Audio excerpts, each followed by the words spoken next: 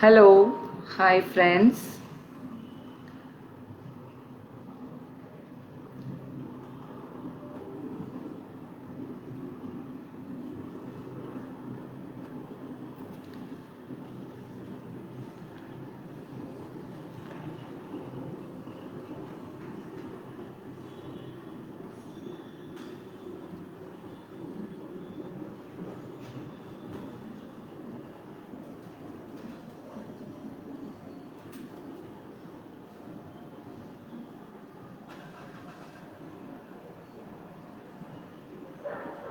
Hi, hello, a very good afternoon. I'm just waiting for some more people to join in.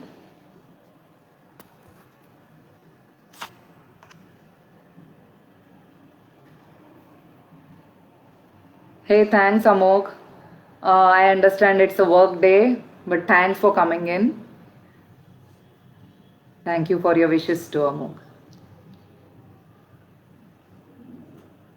Hi, Jogesh. Hi, Dinah. Hi, Geeta. Hi.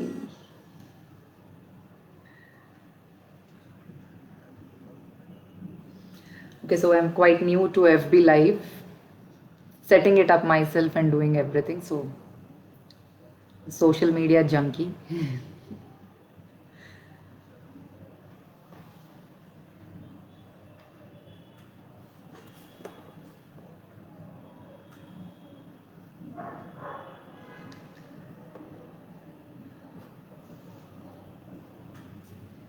Hi, Dinah.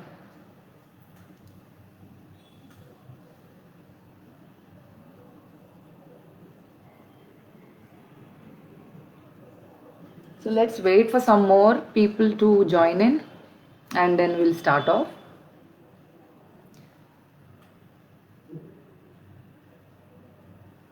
Yes, it's a weekday and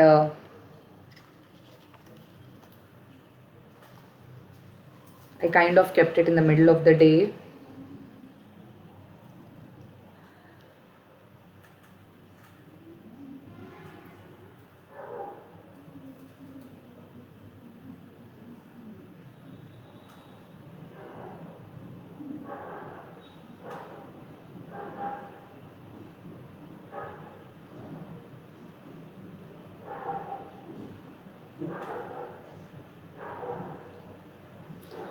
Hi Swapna, hi Sangeeta, welcome.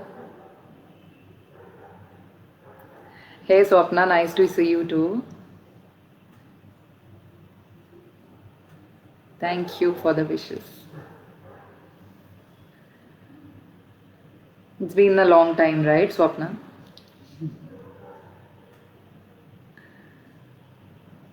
Hey Sangeeta.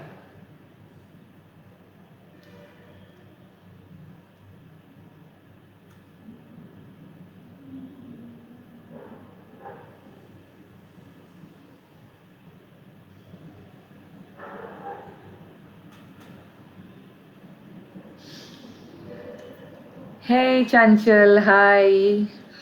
Nice you could make time. Thanks for joining in.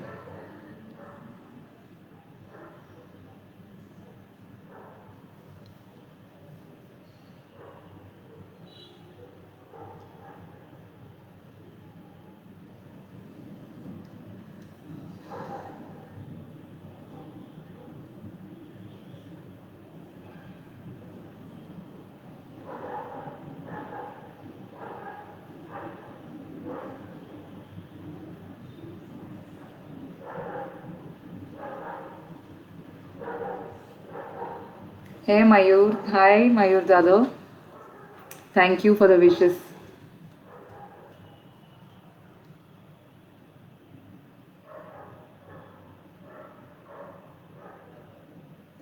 Hey Shailaja, so nice to see you. Thanks for coming in. Thanks for joining.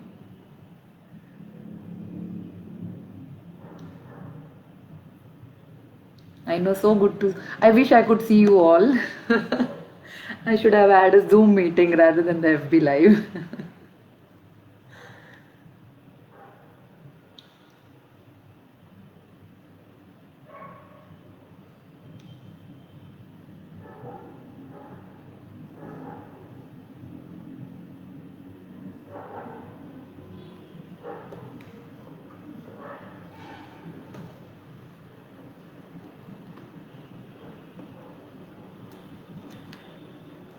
Hey Sanjana, thanks. Hi.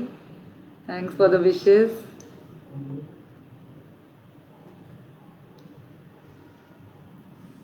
We're just waiting for some more people to join in, then we'll just start off.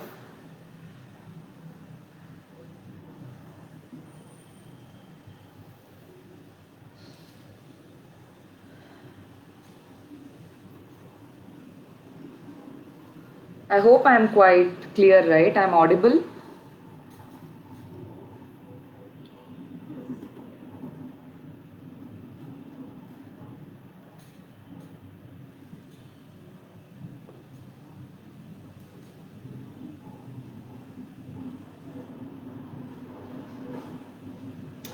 So I think we'll just start off, uh, expecting more people to join in, but I think it will happen as soon as people get time out of their meetings. And right now, everybody must be in the midst of their work day.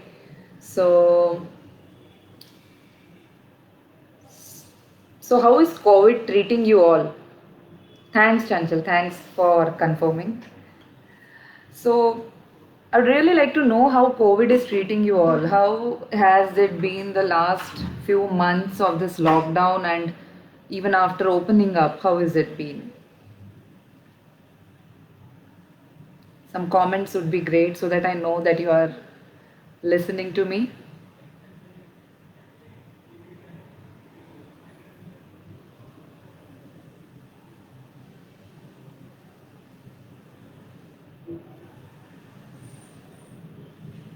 You know, COVID, when it started off, I really didn't know how good or bad it would be. Hi, Reshma. Hi. Thanks, Reshma. So, it took us all by surprise.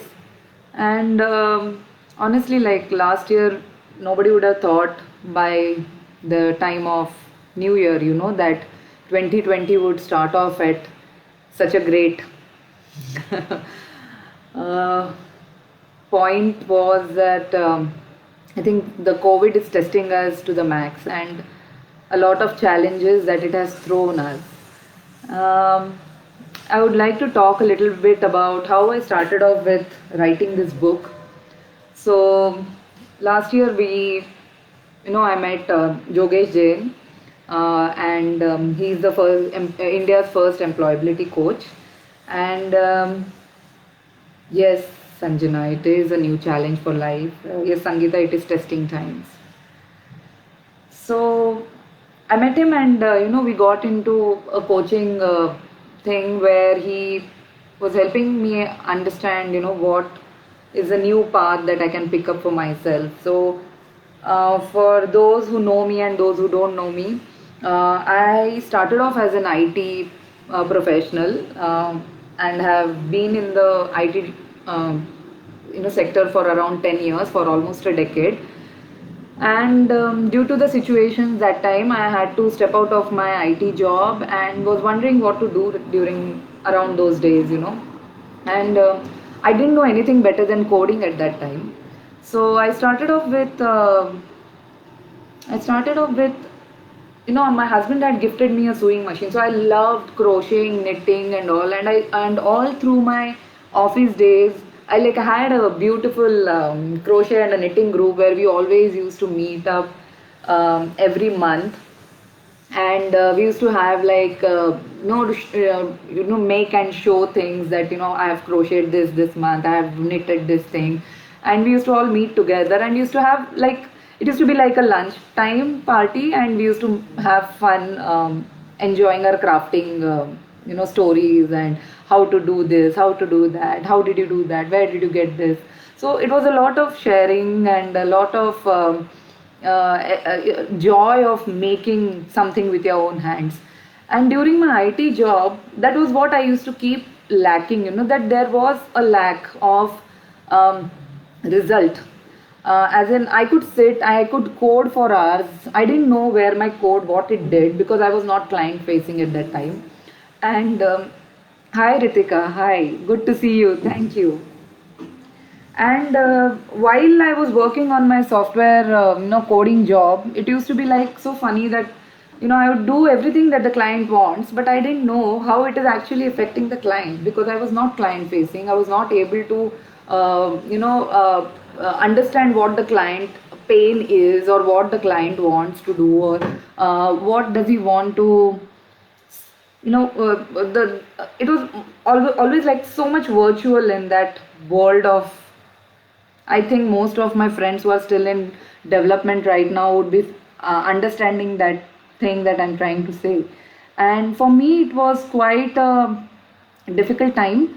Sometimes I wouldn't kind of perceive what the world is going towards and what am I doing. I was not feeling that purpose, that meaning for my life. I used to feel that I'm stuck in this cubicle, I'm doing these things, but is this a reality? And that's the reality check came when I left my job and I got into doing nothing. And that nothing was such a big vacuum at that time, and it just created like so much restlessness and pain. It kind of made me feel as if, do I not know anything better than what I was doing currently? And so that started a process for me to learn something new. And while I did do my crafting things was going on, I mean my hobbies were going on, and that is when I struck upon the idea of working on upcycling used denims and converting them into products. That's where my journey of Karashilp started. And I must say that not even the first 10 years of my career, but this 10 years that has passed from 2011 since I started Karashilp has been the most fulfilling, most satisfying part. I don't know how would I explain what passion means, or when you are like so immersed in that passionate work, what it means. It has to be experienced. It is something that has to be felt. It has to be experienced by yourself. And I had this immense opportunity thanks to my husband that he supported me through my entrepreneurial days. Suresh has been an excellent support throughout, and he supported and said like, do what you please, do what makes you feel good about how you can utilize the time that you want the way you want. And there the Karashilp journey started, and that was one of the biggest turning points. Like that was a 360-degree turn for me from IT to getting into textiles and making bags. I learned to sew, I learned to make bags of professional quality. I did all by myself. And the entrepreneurial journey is nothing short of a monk's journey. I think for me, that took me to a different experience of what I mean. I just can't explain like the kind of trials, the challenges, the tribulations of being a solo entrepreneur, and how to overcome it. How I had to find support, because as a solo entrepreneur, it is a very difficult job to just keep. I mean, it looks all hunky dory being an entrepreneur. Oh, Karashil, Tanu, you are doing a wonderful job. I used to get a lot of support, a lot of appreciation, a lot of recognition through the work that I did.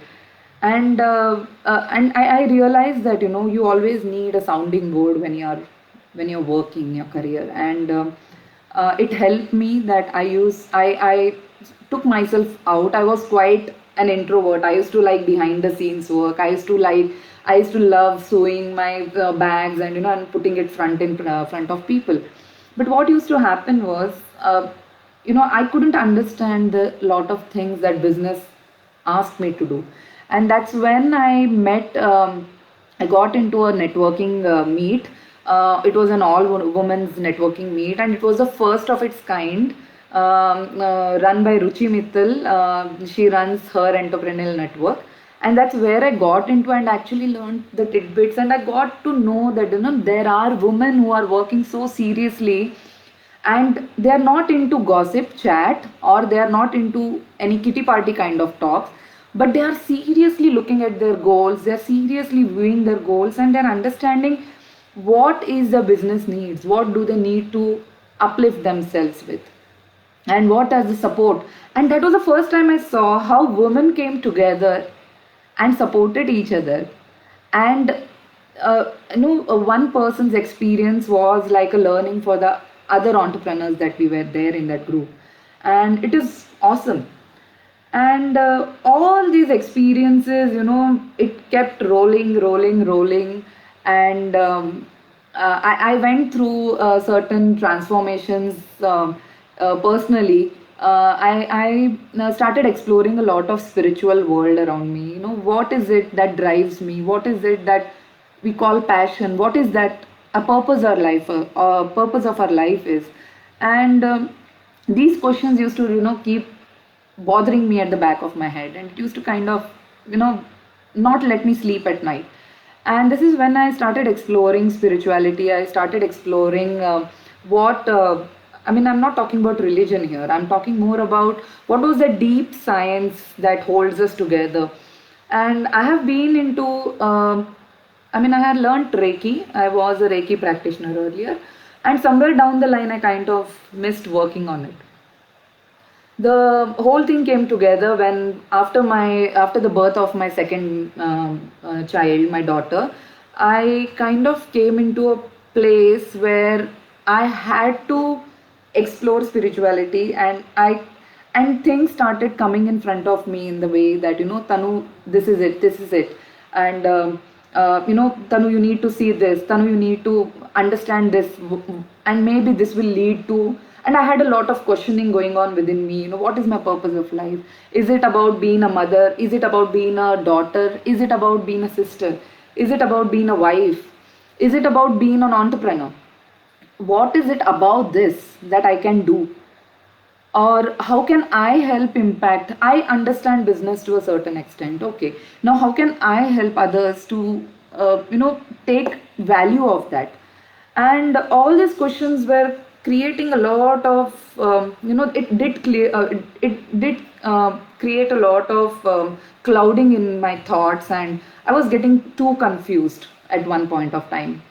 And through my spiritual studies during that time, I am a Arhatic Pranic healer, and I did a lot of energy work. I have practiced Vipassana. I have done Vipassana, the 10-day program they have, and everything kind of was leading me towards something at that time. And I think it kind of culminated at one point of time when I met JJ, and I was in this cloudy thought process that I don't know which way to move, I don't know which way to turn. I am understanding there is a lot of things that I could do, but I don't know which, what, how.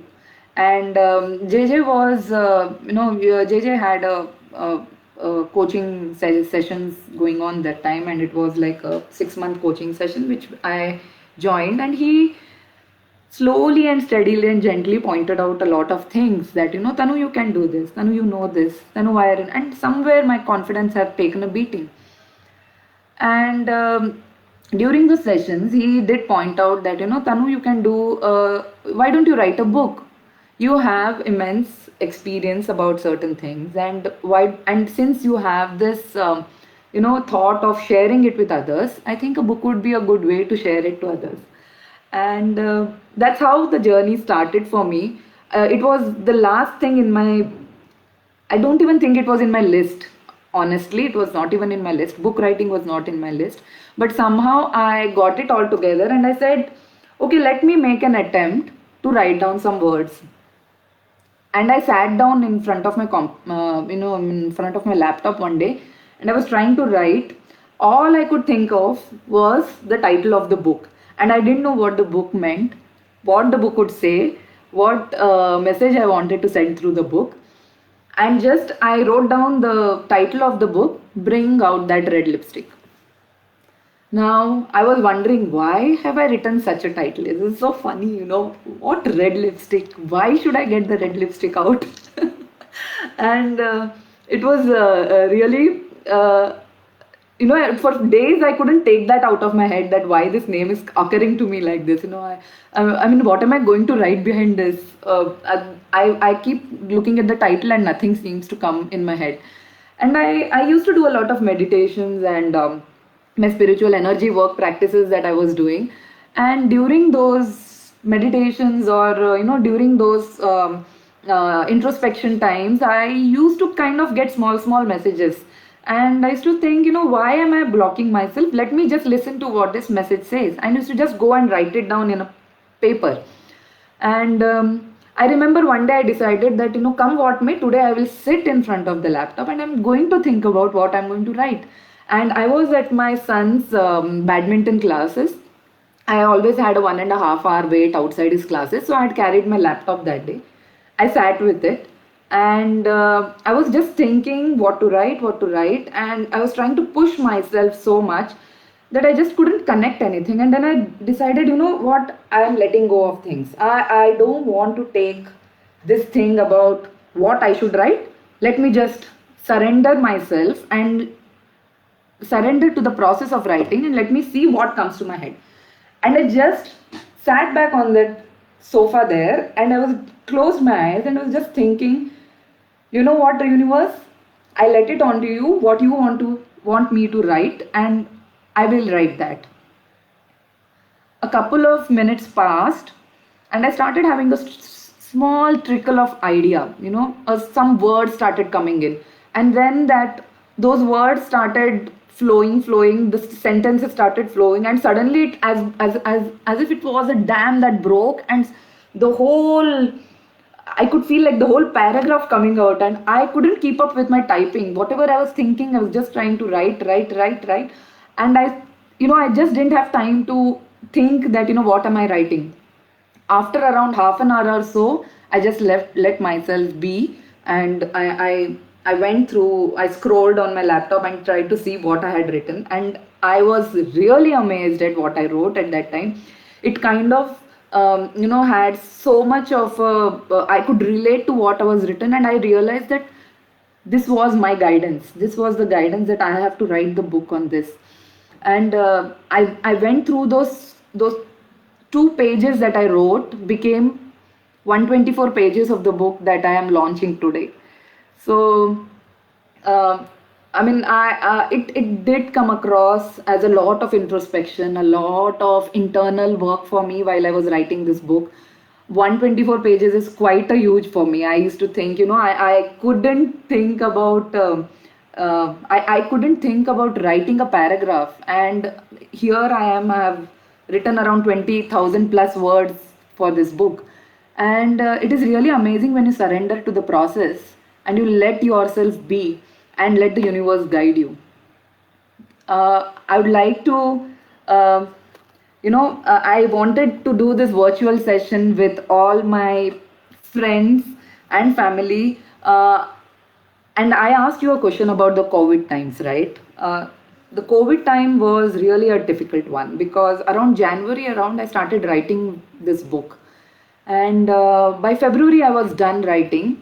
And I could feel that, that something is missing there. And then by March, the lockdown situation came around. The book had gone for editing, and then we were like going to and fro. And the COVID situation really took toll in the first lockdown for me too, for our family too. And I realized that this was the best time for me to practice my book. I do not believe in preaching what I can't do. And I thought, like, if I have written so many things in that book, I would like to really practice what I have done and what I want others to do. So that, it doesn't come out as just a gyan kind of a book. It is not a preaching kind of a book. This is all the things that I have practiced personally for myself. And I believe whatever I have written in the book, which I'll be discussing in a few minutes, like the book, you can use it as a journal, you can use it as a personal reference, as a guide. We learn a lot when we watch others too. We need not undergo the whole suffering or the whole challenge part by ourselves. We can always learn from how others are, moving towards success, or what are the mistakes, or what are their failures. And I try to be as honest as possible in this book by documenting as much as possible what and how I have gone through things. I hope a lot of you can relate to what this means and this is, because even in this COVID condition, there were times when I lost myself. and I lost myself a lot. The space around me, the feeling that of having my space, the feeling that having my time as as a father and a mother, like whoever has joined for today's session today, as a parent, as an individual, when we are not feeling complete within ourselves, we won't be able to give it out to others. When our own glass is empty, we won't be able to fill other people's glasses. And I feel this was and is the best time for us to, backtrack and see what works for us and what doesn't work for us. So, what this book is about. So, this is one bundle that I've got, which I have not opened it because I wanted this to be launched with my family, with my social media family, and let me open this so that we can discuss more about the book. So this was a very fun thing, I opened one package and I had to do it because I had to give it to my parents and our siblings and all. And I got this package just yesterday, okay, and the COVID situation actually tested us for last 2 weeks. So me and my husband Suresh, both of us wrote a book, both of us published it together. His book's name is Sports Agility Mindset, and we were running behind the publishers. The publishers are in Chennai, and Chennai was under a lockdown till 30th June. And poor thing, I would have to appreciate what Notion Press did for us, and I'm really thankful for the founder to be directly in touch with us during this time to help us publish this book and get these copies in our hand. I had kind of decided that even if these copies don't come to me, I am going to launch the book. And it had to happen that yesterday suddenly I got a call from the delivery guys, and they said that we'll be reaching in a half an hour, and I was so thrilled. Me and my husband, in fact my husband also received his delivery, so we were like so thrilled. Yay, got the thing in our hand. So I kept one bundle to open in front of you people. So this is the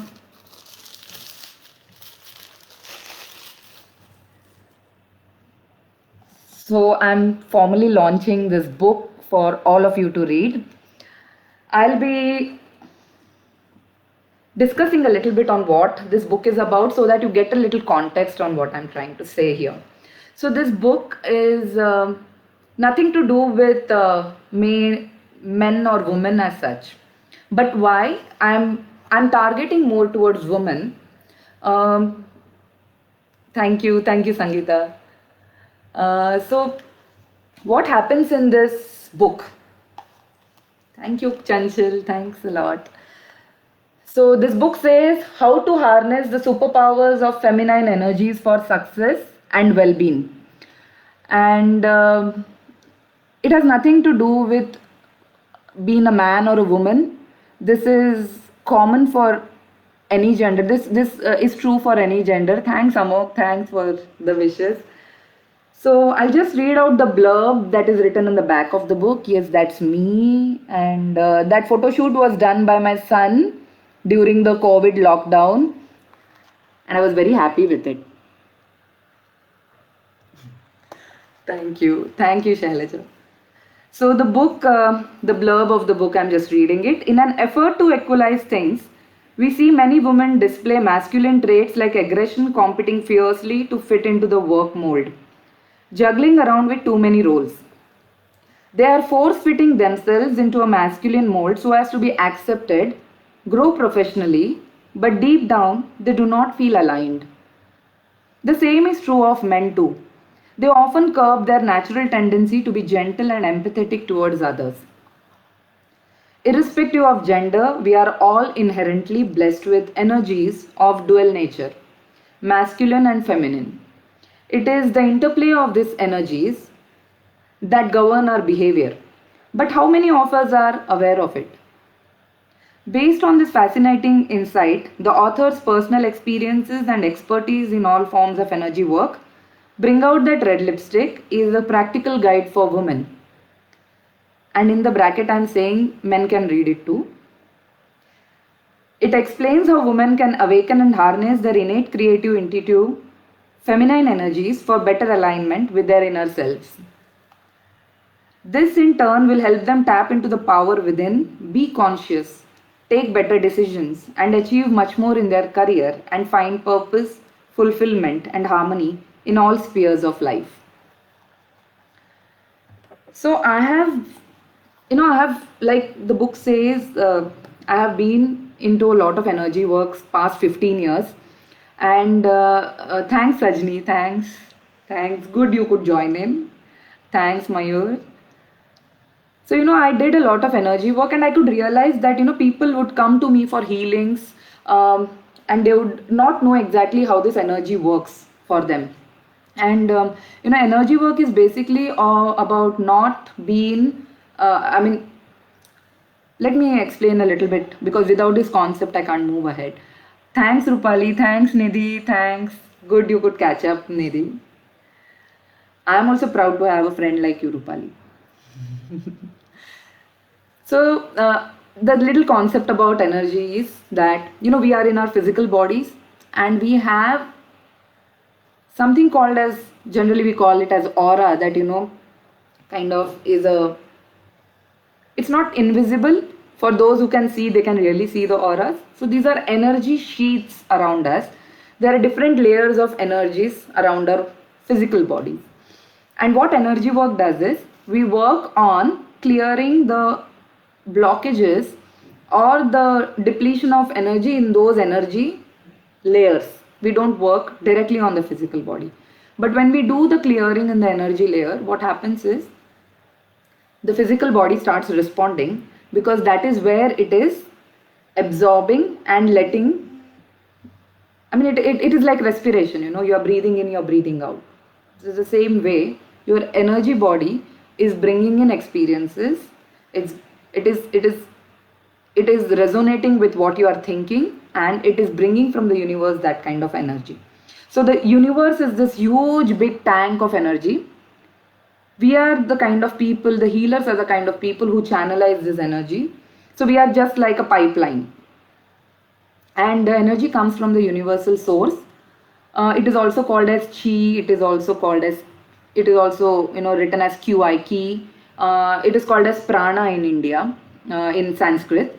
And you would have heard about, when I talked about masculine and feminine energies, it was, you would have heard about yin yang. It is quite a famous, black and white, the circle diagram that we see. And hi Neha, I really want to read this book. I can relate to myself more and more. Definitely, Neha, you can read the book. I'll tell you in the short while how. So what happens is, if there is, we have fallen sick, there is a little depletion of energy, and the healer kind of, cleans the issue of the physical body and energizes the body with more energy. So that is how the basic healing process goes about as a healer. What I realized during this journey, that I can as much heal only these many kind of people or these many number of people, but if I can empower one individual or every such individual to harness their own energy and understand and accept their own energies, it would be a brilliant job. I can be scalable. I can just move across and try to empower as many people as possible. That is where this thought came from. And the thought about masculine and feminine energies. Hi, Divya, hi. Thanks, Divya. So, and this is where the thought came from. And while I was writing this book, I realized that, during my entrepreneurial journey or during my career in an IT job, I realized that, how much of a lack of feminine energies that I had. Now, what is feminine and masculine energies? You might want to ask what it is. So, masculine energies, I can give you a simple example. Masculine energies are, I am an authoritative, disciplined, organized, and super organized. Okay, masculine powers have super organization. The whole process of the world order has been masculine. It is because of the masculine sense of power, authority, discipline, processes, setting processes to get things done. These are the kind of traits that a masculine energy shows. So a masculine energy is very much required to have a little, order in the world. Now, masculine energies can be quite rigid. They can be quite inflexible. They cannot. If I give a task to a person who is high on masculine energies, they would only view it from a certain standpoint, the kind of thought, belief, experiences they have got, and they would just view in that direction. So, what is feminine energy? So, feminine energies is the subtle, calm, quieter one who kind of shows a lot of empathy, who has a lot of flexibility, who is receptive, who is nurturing. So when I talk about feminine energies and when I say nurturing, the thing that comes in your mind is what? What do you think? Please write in the comments. Like when I'm saying this, what is the picture that comes to your mind? When I say that, nurturing, loving, flexible, who can you picture when I say as a feminine energy? Quick, I would really like to see this. Because I think we all know who it is.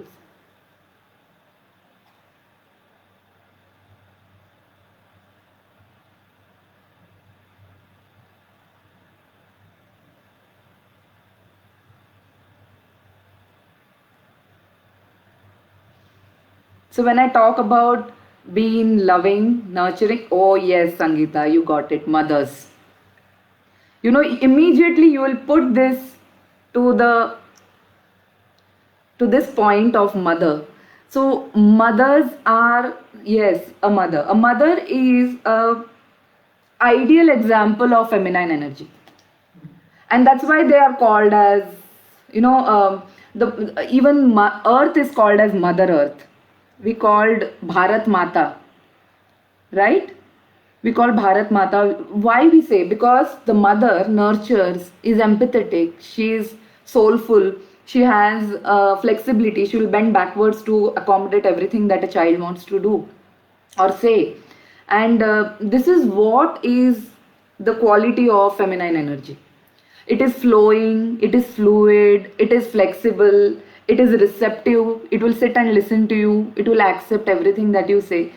So what happens is, in the kind of world that we are living today, is so much imbalance of these energies that the masculine energies has taken up and said that since this is a strong and powerful one, feminine energies are very weak, they are too sensitive, and they do not fit in this place,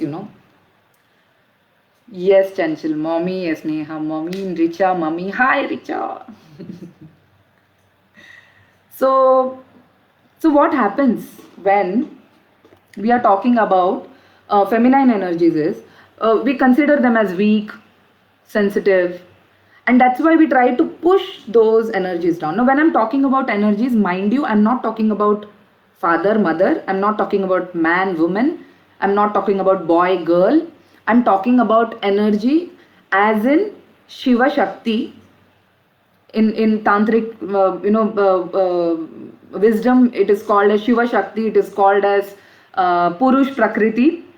So these are the traits that we have within us. So some of them exhibit masculine traits or Shiva traits, saying that I'm always strong, I'm very process oriented, I'm very rigid. Or there are feminine or Shakti traits. The Shakti trait says that I'm very strong internally, but on the outside I'm very soft. And we do not acknowledge those feminine energies. I will give you an example how it happened with me. So I got into the engineering college just because I had to get into a nurturing is gender neutral. Yes, Richa, but people don't connect nurturing as being gender neutral. And that is a problem. Even a man or even a masculine energy can be nurturing if it has a balance of feminine energy with it. I wish, like, nurturing is gender neutral, seriously. I mean, my husband has a lot of feminine energies. I could see the difference. I could see those things between me and my husband, ourselves. That how we are in our, in our gender bodies, but so much of our power or the traits come from these energies. And while I was observing and writing these things, I could feel it more and more within me also. So when I was doing my engineering, I had to get into engineering because it was supposed to be a professional course. And my sister told me, Tanu, get into architecture. You are a creative person. You could really do well in a creative field. Why don't you get it? I had got admission in an architecture firm, college, and I didn't take it up. I went into engineering and I finished my engineering. And all through my 4 years of engineering, I used to struggle. I used to really struggle to clear my exams. And though I came first class from Bombay University, I still had this thing of a displaced feeling that I'm not cut for this. I mean, maybe I'm good technically. I love doing technical stuff, but somehow this is not my calling. This is not my actual, line of work. I used to always dream about designing and crafting and all those things used to come to me, but I had shut it off so much that I finished a decade of corporate job. And it was then when I pushed myself out and said that this is not working for me. I had to acknowledge at one point of time that this is not it. I am not this, and I need to rediscover who I am. And that's what I did during my last 10 years of entrepreneurial journey of rediscovering myself. And let me read some part of this book. And like I said, that we are having a book reading. I was just opening this book today and thinking, what should I read for you today? I was thinking, should I read the introduction? Should I read this, that? And I just opened this book and this page came out. I don't know whether you can see this. Okay, it says, listen to your soul's murmur.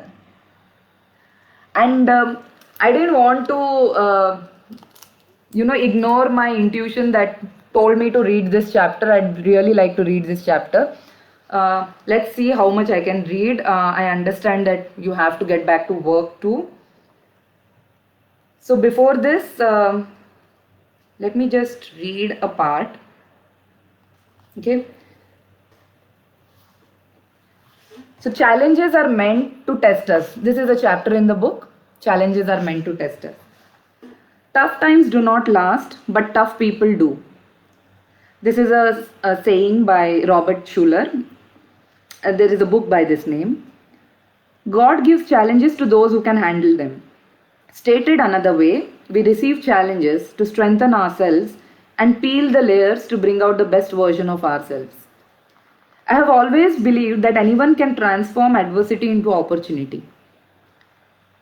Though I have mostly lived in a progressive metropolitan city, I have seen different shades of gender disparity, favoritism, differential treatment, and missed opportunities. Though my sister and I have been brought up in a very liberal, protected, and loving environment, the world outside wasn't the same. I bet every one of us has encountered this harsh truth when we stepped out of our dreamy college days into the real world. Through my journey in the corporate world, balancing my role as a homemaker and career woman, being a wife, mother, sister, daughter, daughter-in-law, and friend, I have undergone a lot of scrutiny and judgment.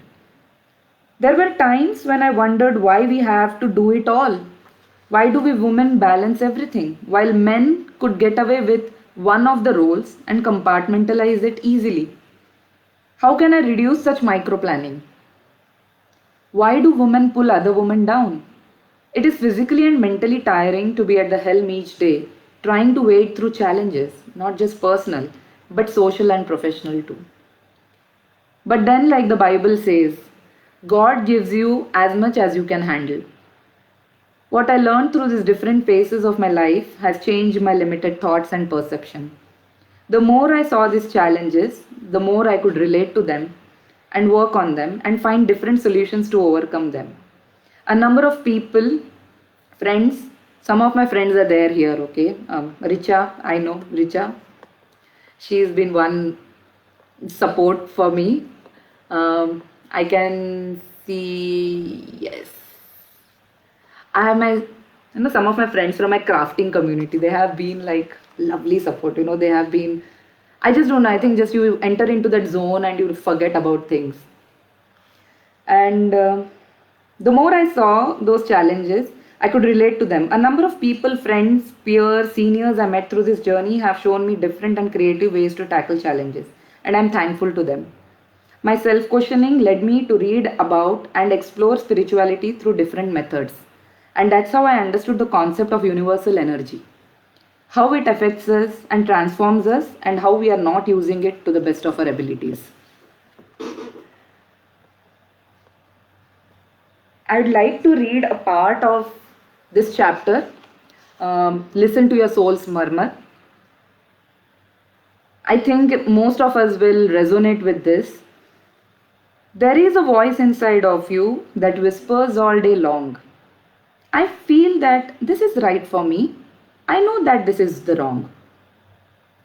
No teacher, preacher, parent, friend, or wise man can decide what's right for you. Just listen to the voice that speaks inside. These lines are written by Sheldon Silverstein. While writing today, I was looking for some lines which could express the title of this chapter. As if they came right out of my thoughts, I came across these lines by Sheldon Silverstein. It was exactly what I wanted to express. Unique are the ways of the universe, aren't they?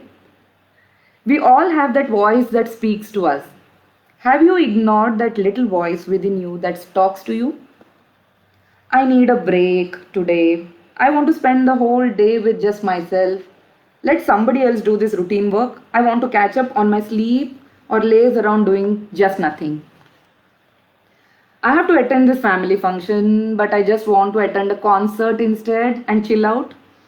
I have important things to attend to before I take time for myself, but deep down, I just want to learn this craft. I have to finish this pile of work, but I badly need a vacation. I think everybody resonates to this line right now because of the COVID situation, because everyone needs a vacation and you're going to get it. I want to pursue my studies and pick up this new skill over the weekends, but. And there is a huge but everywhere. And we'll all but, and not go ahead doing what we really want to do. Have you ever postponed your plans to accommodate others? Most likely, we all have done it at some point of time in life. We have been taught to put others before us, others' needs before us, others' comfort before us. Have you postponed taking time out for yourself or taking a small nap to feel rejuvenated? I have done this, in fact, overdone this to the point of ignoring the needs of my soul. I am as guilty of this as you probably are. As a wife, mother, daughter-in-law, and a daughter, I have done this numerous times. Not that I was told to do this explicitly. I guess it comes from observing our parents, our environment, and the people we meet in life. And from the experiences we pick up unconsciously. When we observe how others are rewarded for going out of the way to help others. So I'll just run to this part in between. I'm a trained Bharatanatyam dancer. I had to stop learning Bharatanatyam due to my board exams in high school. After that, I caught up with the whole grind of science stream and competitive professional studies till I graduated from college. I wanted to learn Kathak. It's another Indian classical dance form. When I started my first job, I seized an opportunity to learn it. Just when I had finished my first Kathak exam, I got married and had to move cities. Common, right? Women have to move houses. I got into the rat race of a corporate job, traveling to and from office, managing home and managing guests and friends. I toyed off with the idea of getting back to learning Kathak lessons, but it never happened. The daily commute, duties at home, as well as being a newlywed, adjusting to a new city, this blocked me from listening to my inner voice. I somehow never prioritized it. My hubby, who is a sports enthusiast, went ahead and joined a sports club to play badminton, tennis, basketball. On the contrary, I just couldn't clear my mind to find that 1 hour a week to schedule my dance class. I never even ventured into inquiring about the classes. Do you feel you can resonate with what I am reading? Do write in the comments.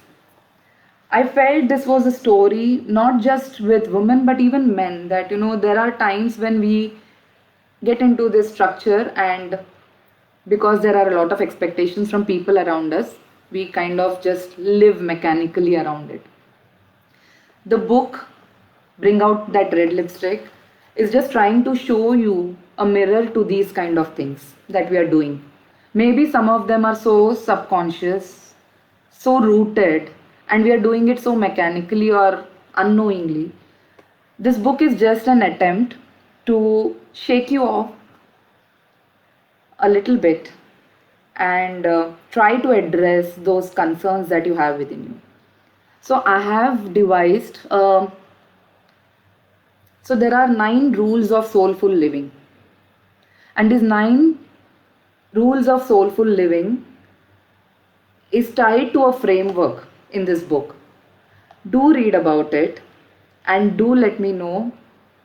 I would really like to have reviews and feedback. So on Amazon and all, on these platforms, I can really see the feedback.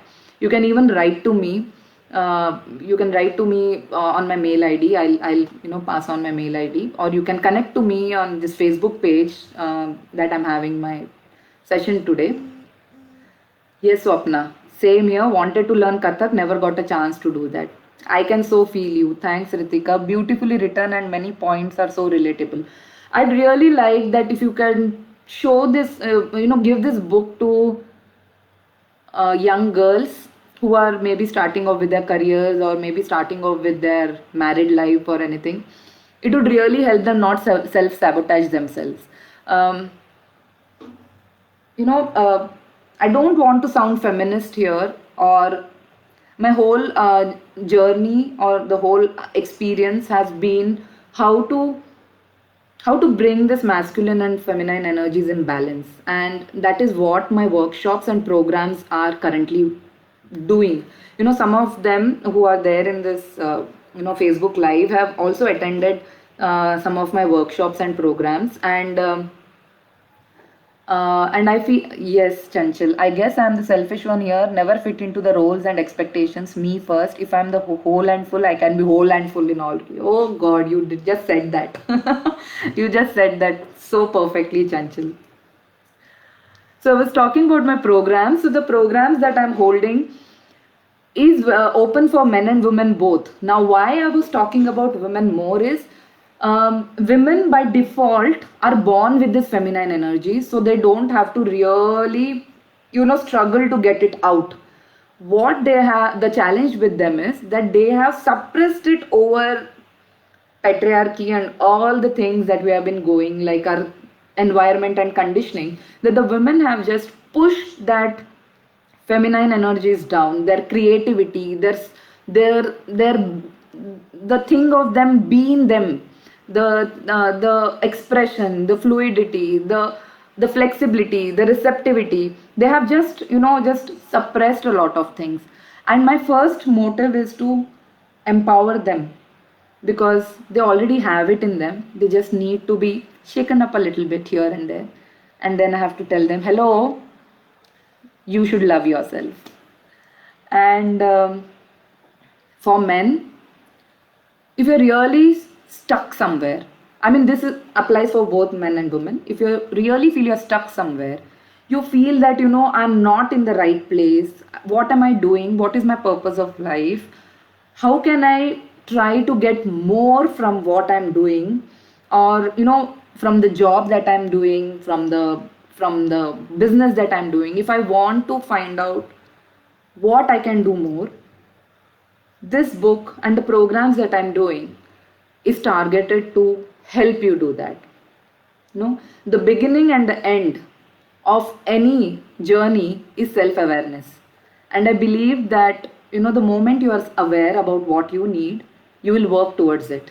Maybe somewhere we are a little bit hesitant about talking about what we need, what we want. how we want it. So please get in touch with me if you are interested to join any of my program. There is a 11-day soulful living program that is going to come up this month end. I'm just working on the dates, and if you are interested, do write to me, do message me on my Facebook page. You can mail me on my Facebook page, you can mail me my mail ID also, if you are interested. And if you feel that there is somebody, any of your friend, your family, anybody who can benefit from this kind of a program, do join in. And before that, do hand them this book, Bring Out That Red Lipstick, so that they really know where they have to search for themselves. Thanks so much for joining in and patiently hearing me for almost an hour now. I thought I'll do it fast, but I decided that I will not put myself in the masculine energy frame of being fixed on time, and I just let myself loose and flow. So I took more time than I thought, and I hope you all didn't get bored, or I hope you enjoyed what I was trying to share with all of you. This was an overwhelming response on Facebook and LinkedIn and the social platforms.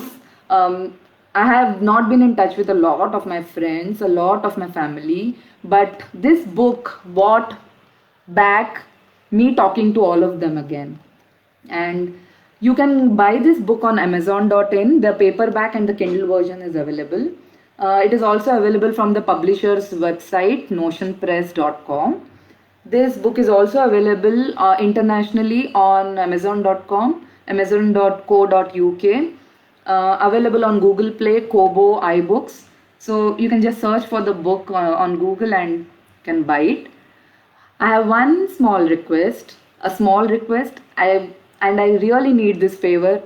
Do write reviews about the book for for writers like us who are not into the writing field as such. Our books do not kind of get lost in the innumerable books that is available on Amazon. Your reviews helps to bring the book up to be visible for other people to see. And if you really benefited reading this book, please do put a feedback there. I would really love to read your feedbacks. Thank you so much for joining in. If you have your questions, I would really like to take questions. Hi Tejaswini, hi. Thank you, thanks for the wishes. Thank you. Thanks Sangeeta. I'm glad you enjoyed the talk. Please, if you have any questions, maybe you can even, get back to me when you read the book. Maybe you will have much better clarity on what you want to ask, or maybe the book answers some of the questions. Any other questions? Bye Sangeeta, bye. Thank you for joining in. Swapna, yes, we kind of don't want to talk about certain things, Thank you. Thanks, Rupali. Thanks. If anybody has any questions, it's open for interaction. I can take another 1 or 2 minutes, and we can then close if we all agree to, because we have a work day going on. Hi, Ritika. Thanks for all the best wishes. Thank you.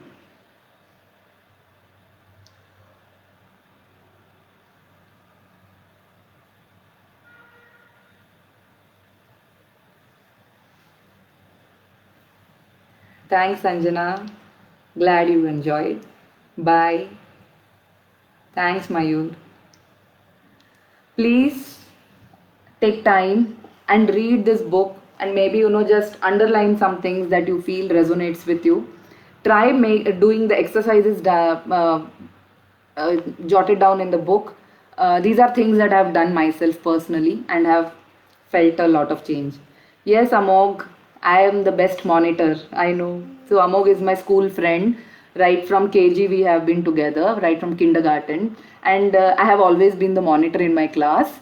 And that's where all my masculine energies came forth. Bye bye, Amol.